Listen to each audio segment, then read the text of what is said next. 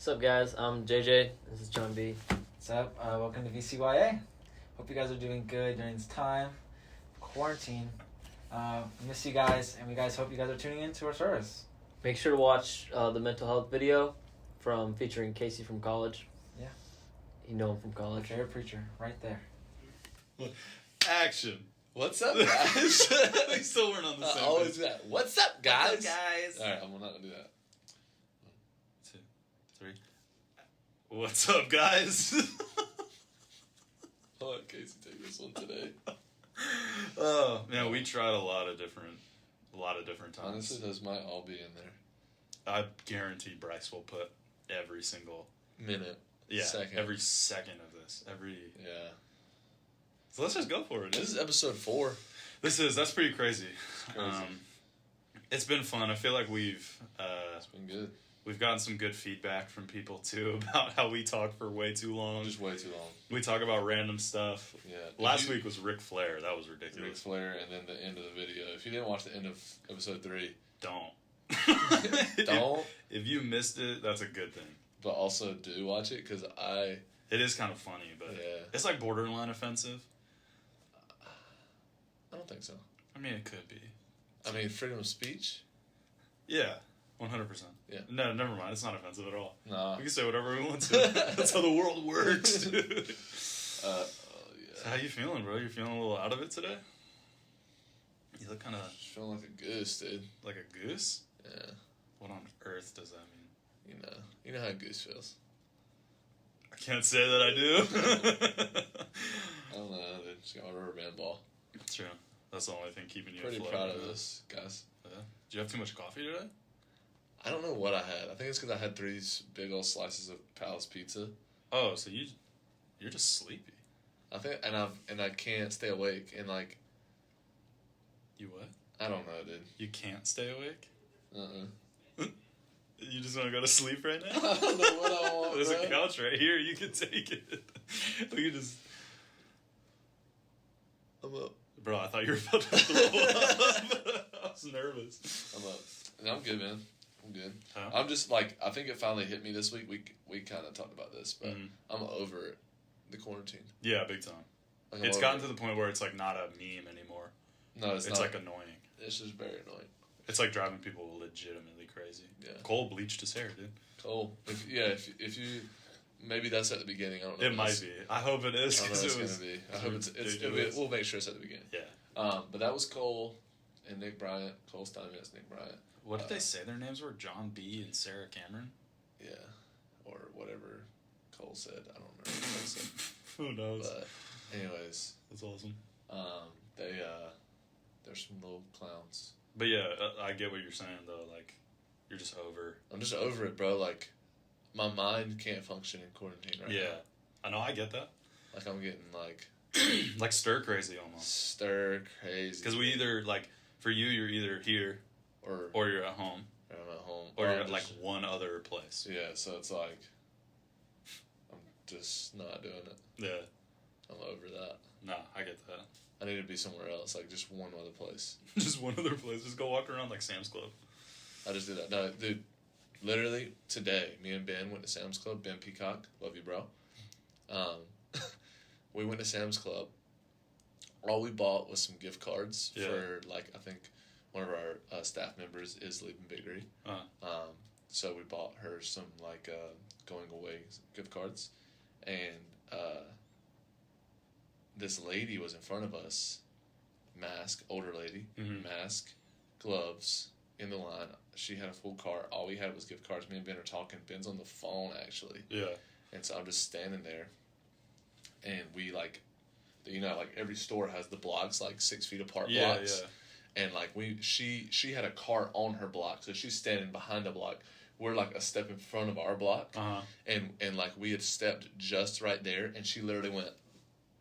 She Heisman'd you? She Heisman both of us. She went, boom. She went to Ben, boom. She went to me, boom. And, dude, That's I'm not going to lie. Like, it hit my soul. Yeah. And I almost made a scene.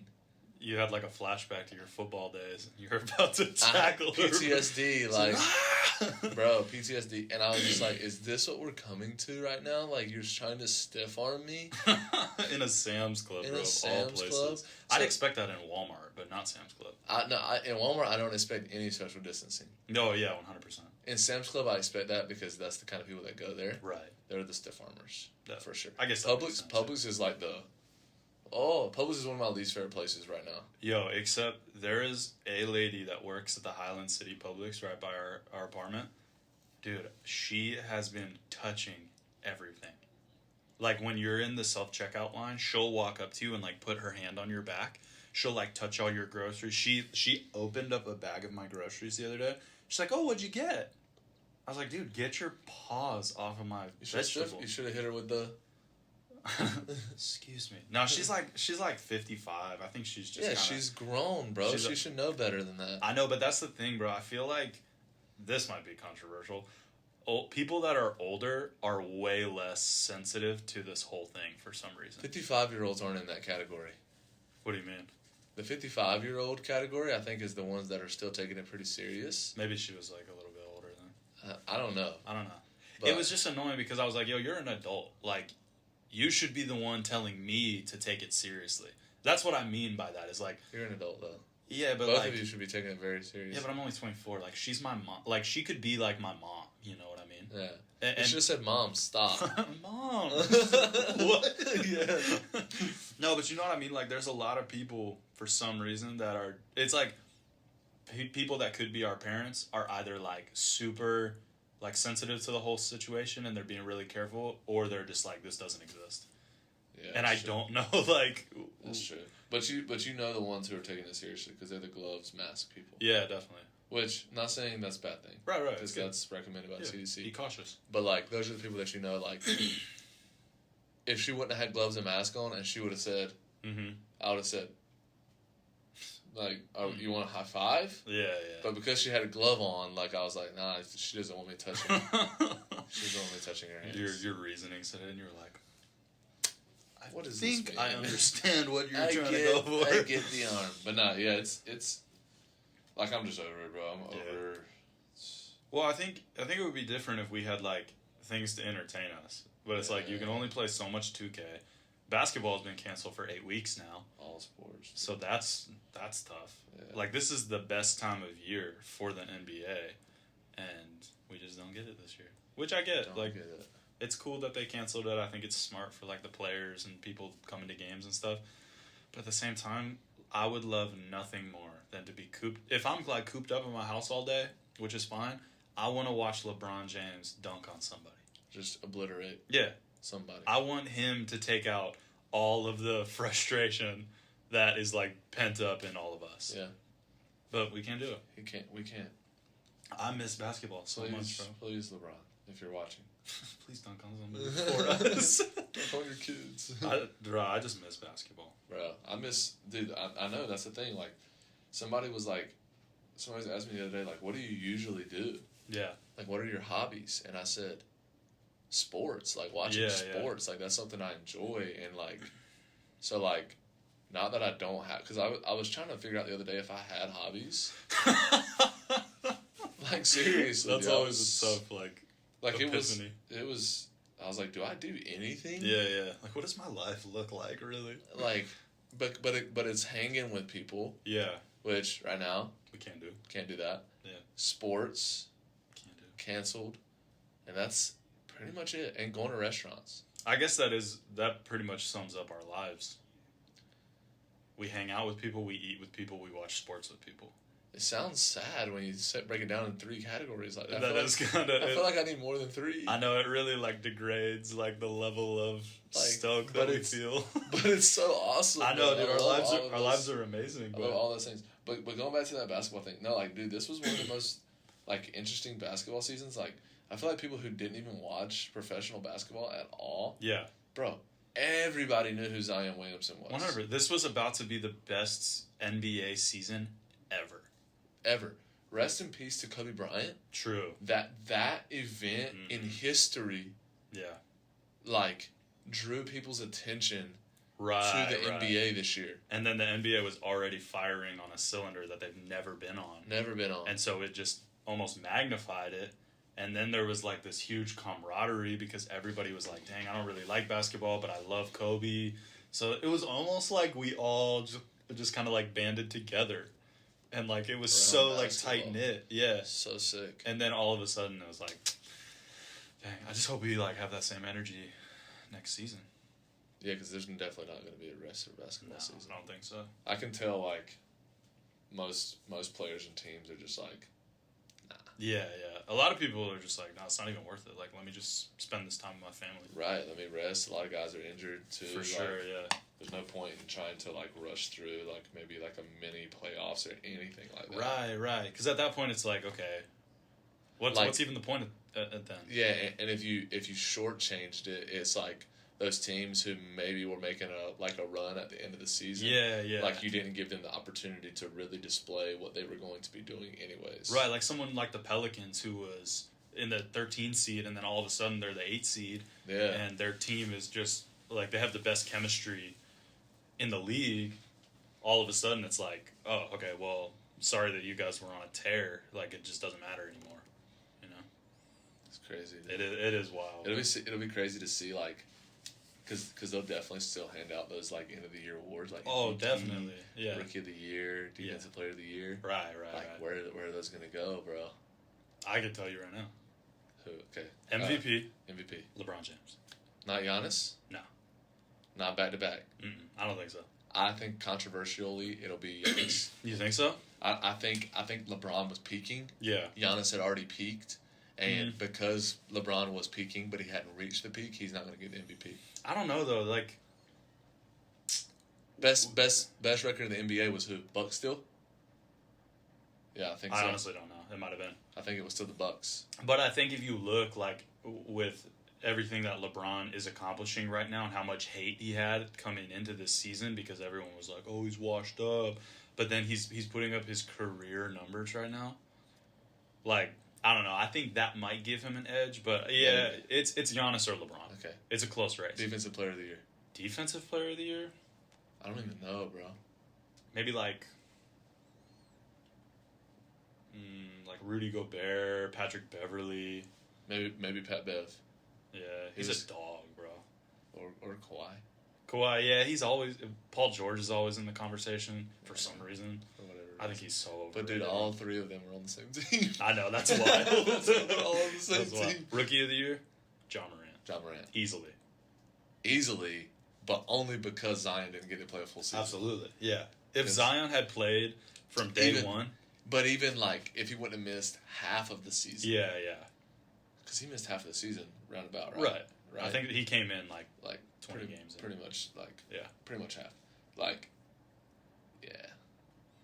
But John Morant was on a different level. Yeah, Ja is still like crazy. He was postering everybody. Yeah, he's a dog. He almost had one of the best dunks of all time. That one on Kevin Love. Insane. Who's your favorite player in the NBA? My favorite player? Past or present. I don't think we've ever talked about this.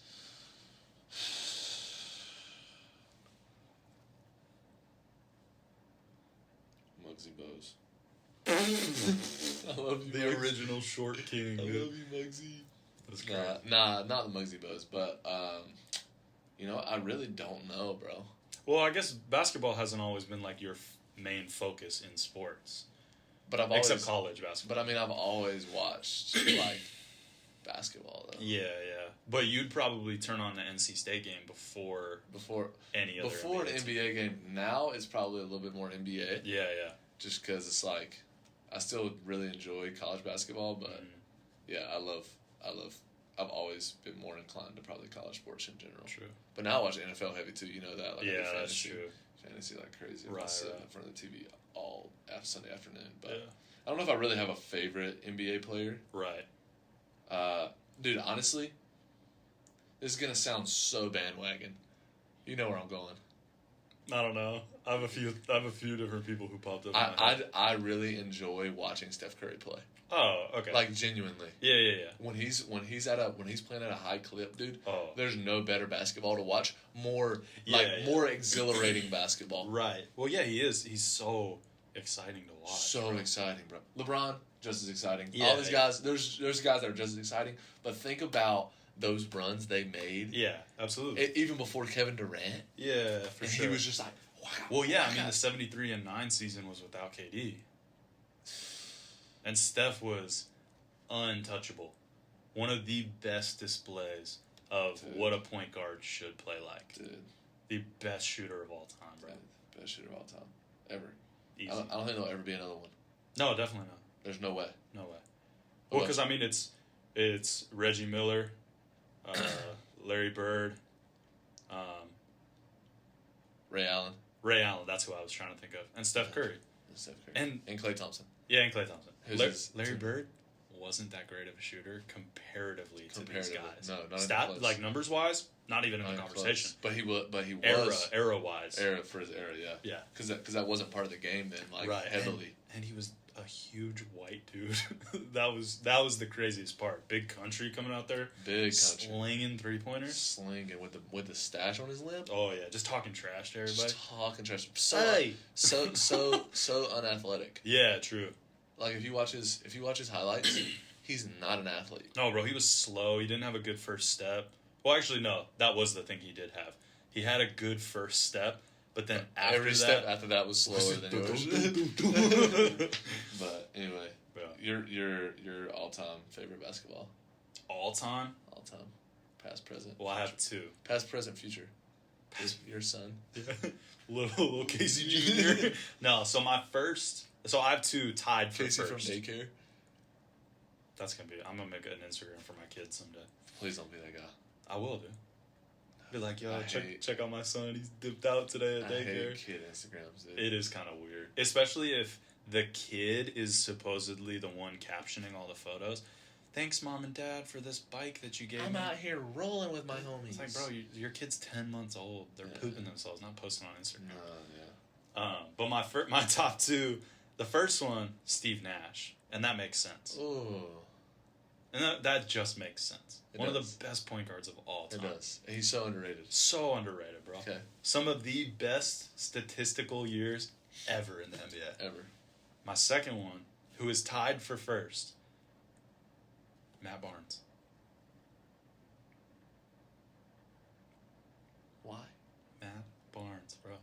One of the nastiest dudes to ever play in the NBA.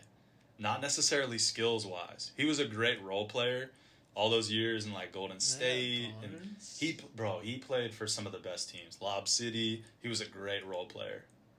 The thing about Matt Barnes, and this is the reason I liked him, is because it's the same reason I love Steve Nash. I tried to emulate Steve Nash's game when I played.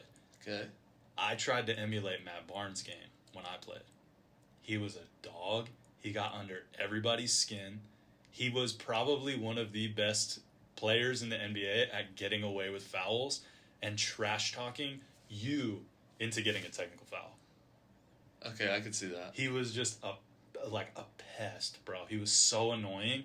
But he still is, bro. Even when you see him, you're like, I don't like you. I listen to his podcast all the time. He still talks just as much junk as he did back then. It's crazy. But that's what I loved about him, bro. Is I was like, you can play basketball without even having a basketball in your hand and win.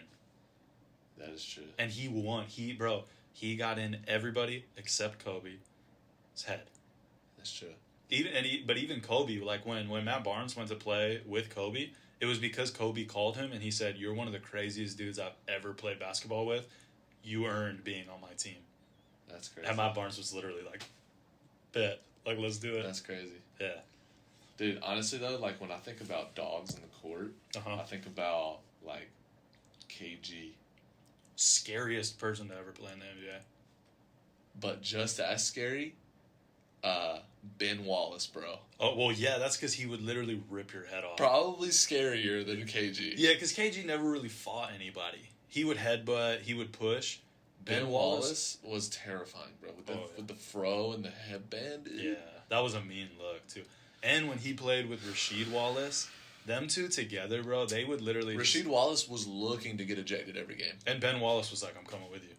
No matter what. No matter what. Bro, that era of, like, the Pistons, and that was Malice at the Palace, too. with the Pacers, like Ron Artest before he was Metta World Peace. I think Reggie Miller was still in the league at that point. Maybe. That might have been a little bit after Reggie. Maybe after, yeah. Because those were some bad dudes. That was, like, my favorite time watching the NBA. And what's crazy is, like, I feel like there's not a whole lot of guys like that now. No. Because well, like, the world is different. Like, you have social media, like, everything is so much of a faster pace, like, as far as, like, what you see. Right. Like, all that stuff. Like, I feel like guys are a lot more tight-knit.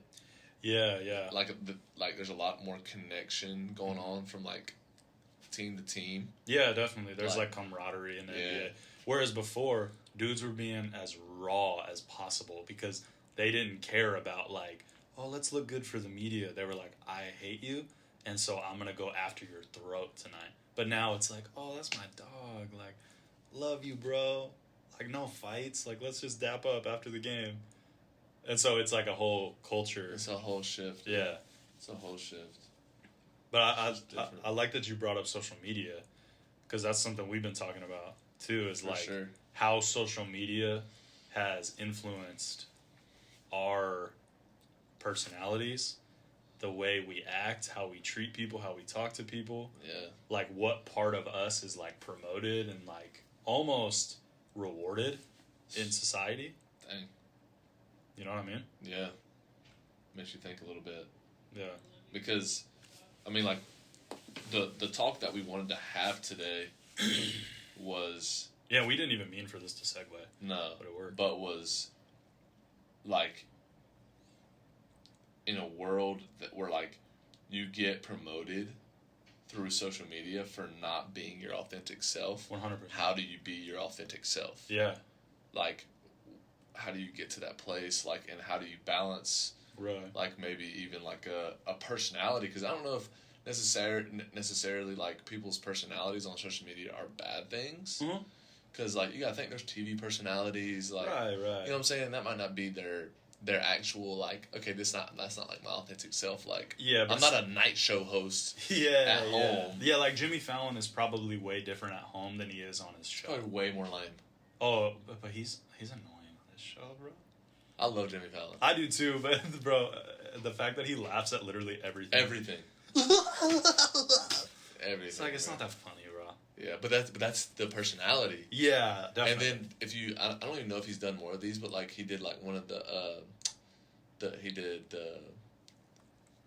skit at home, one of the first weeks of quarantine. Oh yeah. It was like he was so much different, right? Because the atmosphere was different. You could tell like, yeah, oh, he's different right now. Yeah, he was just kind of chilling. He was a little comfortable. Yeah, he didn't have like everything firing. He didn't have his audience. Yeah. So I mean, like even then, so I'm like, that's not necessarily like a bad thing, right? Like,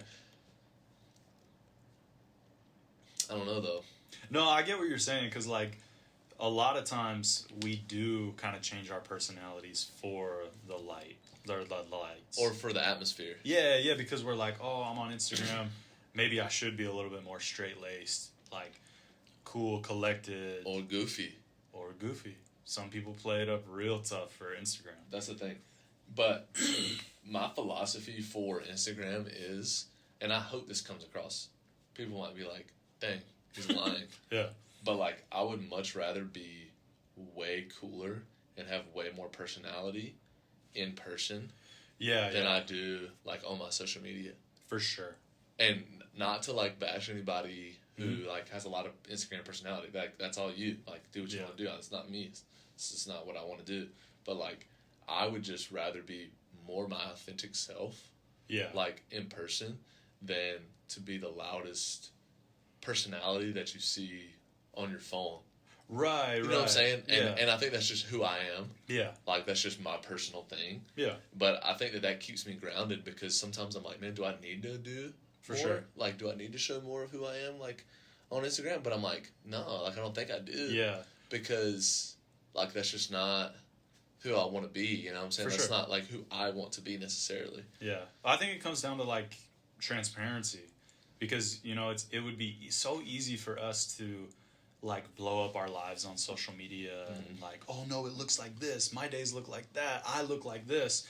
And then when people meet us in real life, it's like, that's not the same dude or that's not the same girl. Like, and that creates an unrealistic expectation that then other people carry on themselves because they're like, dang, if Matt's Instagram looks like that, my life has to look like that on Instagram too. And then there's the realization that like, my life really doesn't look like that. And then we hold ourselves to that standard where we're like, dang, I have to emulate that, or I have to make my life look like, you know, it's this big production, like it's a David Dobrik vlog every single day. And the person that we're trying to emulate, their real life doesn't even look like that. It's almost like we're trying to promote ourselves so much and elevate ourselves so much that we hurt everyone else around us because it spreads an unrealistic standard that people think that they have to live up to. Yeah. But we're the only ones that are, you know, holding ourselves to that standard. Yeah. Yeah, and I think, too, like, I remember the first time I ever heard, like, somebody say, don't fall for the highlight reel. Yeah, yeah. And I was like, oh, it's so good, dude. It's a highlight reel. You know what I'm saying? Like, the first time you ever heard that or ever heard that explained, it was like, because it just hit home. Yeah, it made sense. Because it hit home because that is what it is. Mm-hmm. But at this point, I think we're past that philosophy.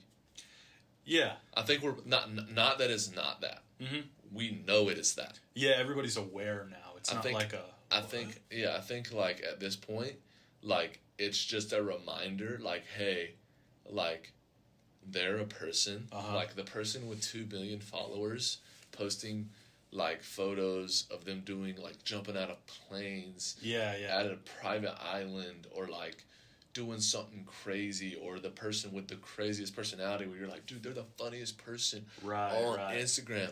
It's like they're just a person. Yeah. Like they still have allergies. Dude, like I think like that for me has been like the biggest thing. Like I'm all for like, hey, don't fall for the highlight reel. Mm-hmm. Sure. But at this point it's like not to be like crude about it, but like duh. Yeah, yeah. Like we know that. For sure. Like especially like our generation and younger, like we know that. We know that's not like reality. Right. Because we live in reality. Yeah. When you pick your head up from your phone, you're back in your world. Like, true. You know what I'm saying? And so I think the biggest thing is just the awareness of that and just like living in a way that doesn't have to like you said, like emulate something that you're not. Yeah, definitely. Like even how you said like not like saying like in a bad way, you were never going to be Steve Nash. Yeah, yeah. You were always going to be Casey. Right. And not to say work ethic and stuff, that's a different thing, but like you were never going to be Matt Barnes. You were going to be Casey. Yeah. But you can still say, hey, like I like these things about them. Like I love this thing. And I think that's why like when you look at people who are on Instagram, like pastors, leaders, business people, even like funny personalities or like a fashion designer or anything like that. Right. You can get stuff from like social media where it's like, man, I can be better. Yeah. And I can be like that. Yeah. But you don't have to be that. Be yourself. You don't have to mirror it, but you can take on or try to adopt certain characteristics, attributes in your own way. You don't have to be as charismatic as Judah Smith when you're like sharing a message or preaching the gospel or as outgoing as they are. But you can use that as motivation to say, okay, well, I don't want to be Judah Smith. I want to be the best version of myself within that attribute. Mm-hmm. So I'm not going to be his level of charismatic. I'm going to be Casey's version of as charismatic as possible when I'm sharing the gospel with people. It'll look different, but that is almost like something that we can set our eyes on and say, okay, I know that God is using him when he acts that way. So, maybe I can step up my game in that area and see the fruit of, God blessing my obedience. Because I think when we see pastors like that and we see their reach and how outgoing and talkative and funny they are, those are gifts that God has given them that they've stewarded well. Right. God has given each and every one of us gifts as well. They might look different. They might not be as, high up on like a rating scale or whatever, but he still calls us to be good stewards of what he's given us for sure in our own worlds. For sure. It's not going to be Judah Smith. It's not going to be Chad Veach. It's not going to be Mike Todd. Yeah. But it can be Casey Simmergran. Yeah. And it can be me being as obedient as possible and stewarding it well. And God will still bless that. Yeah. He'll see that I'm taking into consideration, okay, God blessed me with this. I'm not going to take it for granted. I'm going to work hard to make sure that I'm using this gift that he's given me to its full potential for his glory, not for mine. Right. You know? Yeah. I think the problem we run into though with social media is that we work so hard maybe to build ourselves there that we forget to build ourselves here. True. Like, that's good. You know what I'm saying? Yeah. I think that's the one thing that, like, it's like, oh, I didn't blow anybody's mind, because obviously, like, that's kind of what we're talking about. But, like, man, even for myself, I'll think, man, how do I leverage our VCYA accounts, or how do I leverage my own account to be able to, like, promote and inspire and encourage? But I'm like, at the same time, like, if I'm not doing that within myself and I can't do that personally for sure to someone, it's like, dude, I'm not authentic. Yeah. I'm not being authentic to me. Yeah. Like, because at the end of the day, I'm not going to stand in account to how many followers I had, or how many likes I had, or like what my influence was on Facebook, Instagram, TikTok, yeah, Twitter. Exactly. Like, God's not gonna say you had this much reach on Instagram, dude. Dang, bro, you were come on in, dude. You went viral on that TikTok video. Yeah, you blew up on TikTok, dude. But like, I think it's so key, like, to just be able to say, you know what, I can have those things, and they're good. Yeah. But my first responsibility is to steward, like, me personally. Well, it's like, who are you doing your Devo for? Your Instagram story or yourself? It's great to have that spread, to have a good time with Jesus, have a really meaningful devotion, a prayer, whatever. Right. But make sure that it's feeding your heart, your spirit, because, you know, it's great to share it, but if you're just sharing it and not really sitting on what God wants you to personally learn, or how he wants you to grow through it, you're missing the point. Yeah. Because if we're, you know, it's that idea of like an overflowing cup. Like, you can only give if you've filled your cup. You can give from overflowing. You can't give from an empty cup. Right. You're just... yeah. And that's disgusting. Yeah. You know what I mean? But I think so many times it's easy for us to give from an empty cup through our social media accounts. Big time, bro. Because we don't have to reconcile within ourselves of, like, oh, like, I haven't been authentic to me, like, I haven't dealt with me yet. Right. So it's easy for us to just live, like, even when we're not okay, for us to be okay. On Instagram? On Instagram. I go what you're saying.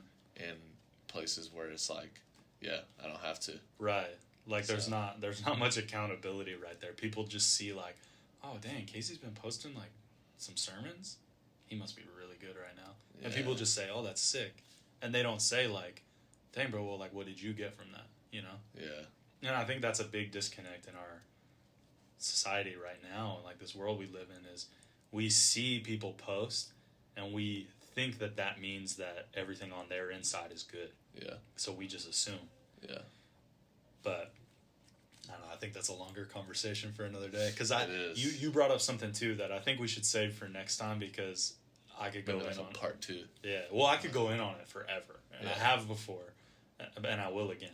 I got in trouble a long time ago when I first found out what Finstas were. I posted a really long video on my story talking about Finstas, kind of like trashing it, dogging it a little bit, because I think it doesn't promote the highlight reel, it promotes the low light reel in a toxic way. Right. It's your hidden personality. It's what I can't show everyone. Yeah. Or it's what I don't want to show everyone. Yeah. And I think there's just as much toxicity in that as there is of trying to emulate someone's highlight reel. And this is an interesting conversation that I had with Pastor Randy Brummett, worship pastor here at Big If you don't know who Pastor Randy is, we were talking about, he brought up that Pastor Mark Patterson brought up this thought of toxic positivity. Oh. Where it's like you're just being numb to what's actually going on. Reality, yeah. So he actually used the example of somebody who's lost a leg. Oh, dang, okay, yeah. A little callback to last week. If you didn't watch the end of last week, go watch it. You don't understand what we're talking about. But, like, somebody who lost a leg would look at somebody who lost both legs and be like, well, at least I haven't lost both my legs. Right. While being in denial that they still don't have a leg. For sure. Not tending to their current problem. Right. Just saying, I'm not as bad as them. Right. So that's kind of toxic positivity in a way. Big time. But then I was like, man, so many times in the church, there's like toxic negativity, which can be like, hey, even within that, you have to, even within negativity, there should be some positivity. Yeah. So it's like, it kind of goes both ways. Like, there can be toxic positivity on your like normal social media accounts, and then toxic negativity. Can't talk right now. Toxic negativity. Yeah.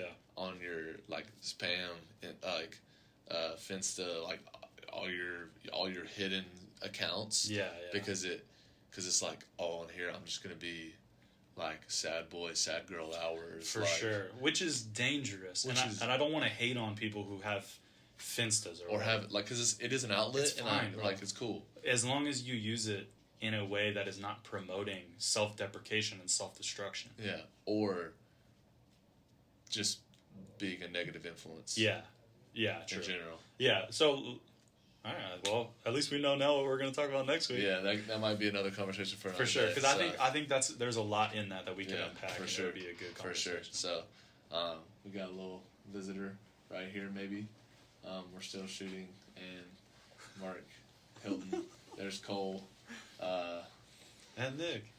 Everybody's back. Nick and Cole. You guys want to make a little cameo? Say hey to my live. Hey, live. Hey, live. Hey, what, 4 people? You said cameo? Yeah, there's set up 6. Huh? There's 6 guys. Oh, there's 6 people? So I'll get in there. Alright, guys. Well, I think this is where we're going to be wrapping it up. Where's the live going right now? I miss... guys, this is stopped. It says move recording has been stopped automatically. So, maybe we're not... Can we shave photography? We've been talking for 37 minutes. We have the audio, though, so I guess it'll just be a picture. We're making something for It's just a VCYA, picture guys. of me and the VCYA. Your phone It is should be. It's sitting Alright, well, hey. I think that's it for this week. That's it for this week. Love you guys. 30 minutes sausage.